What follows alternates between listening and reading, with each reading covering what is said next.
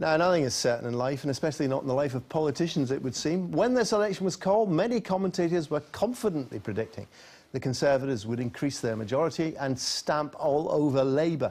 Now they're rushing to explain why they got it wrong and why Theresa May got it very wrong. What do the results mean for Scotland's parties, though, and the people who lead them? John McManus reports. They have a lot to celebrate, but on Friday morning at Bute House, there was a sombre tone. Politics can be brutal.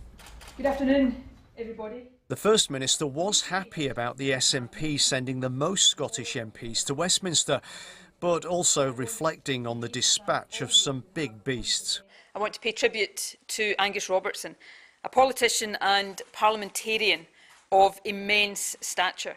And I want to also make particular mention of Alex Salmond, my friend and mentor for almost 30 years. Week after week, held the Prime Minister. Where does this result leave a second Scottish independence referendum now?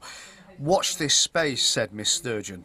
Well, I said that I'm going to reflect carefully on the result, and I'm going to take some time to do that. Well, you're asking about a devolved matter.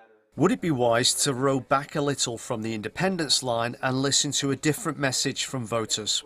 The SNP has had a track record from 2011 to 2015 to being a very competent government and being able to manage policy well. Part of the SNP's problem is that they have been a bit more pushed and challenged on healthcare, on education, and have not been delivering with the same degree of competence, perhaps, that they were previously. So it's very, very, all the evidence shows that many people support the SNP because of the way they govern, not because of the independence issue. The rest of the UK. Meanwhile, the Scottish Conservatives chose the shadow of Stirling Castle to introduce their 13 MPs for Scotland. Ruth Davidson has now been cast as Queenmaker. Without her tartan surge, Theresa May wouldn't have returned to Downing Street. Now, though, Miss Davidson must look on as the distinctly gay, unfriendly DUP form an alliance with the Tories. Well, I spoke to the Prime Minister yesterday and I raised the issue of LGBTI rights. I saw and received a categoric assurance that there would be no rollback of rights in the rest of the UK. We are, after all, the Conservative Party, the party of equal marriage. We brought it forward to the Parliament in England and Wales. We made sure it passed. But I also wanted assurances that we would use any influence that we had to try and advance LGBTI rights in Northern Ireland as well. The speed at which Miss Davidson publicly moved to get those reassurances about gay rights could signal a shift in power. The fact that that's come out as a public matter so quickly goes to show, I think, that many Conservatives, and particularly probably Ruth Davidson, will be looking to assert themselves more so in Westminster matters. I imagine that Ruth Davidson is already a fairly well-known figure across the UK, and I think that's only going to increase. Rutherglen Town Hall, and Labour's Kezia Dugdale was celebrating with the party's 6 new MPs. Together with Ian Murray in Edinburgh South, they now have 7. But who was responsible for this successful elevation? Kezia herself or her maligned boss, Jeremy Corbyn? They haven't always been in step, and she didn't want him to be leader.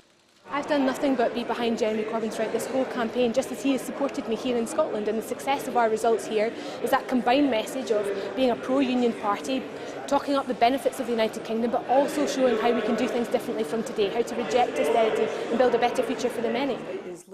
It may not just be a case of Miss Dugdale tucking into a large slice of humble pie, though. Jez and Kez may have concocted a successful formula.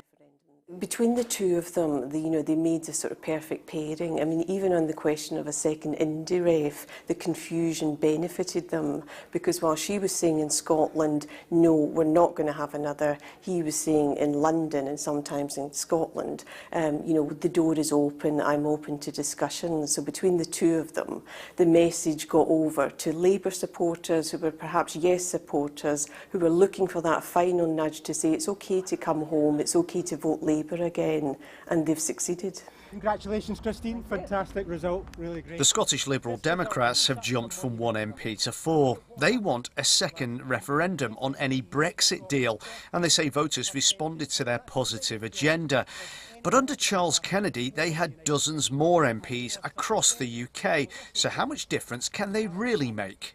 Well, we've quadrupled our representation from Scotland in Westminster. That's a massive growth. We're right back on track again. We're making a big progress. And people, I think, were very clear. They want our positive agenda on investing in mental health and education, but also saying no to another divisive independence referendum and the right to reject a bad deal on Brexit. They're the only party that was calling for a second referendum on the Brexit deal. I wonder why that didn't play better for them.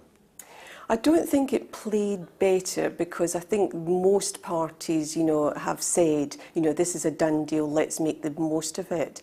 And at a time when you've got, continuing political flux, we don't know where politics is going to be this time next week, never mind this time next year. So it's very difficult for any party to argue that we should have another referendum, particularly in Scotland, where referendums have not been getting a good press among many people.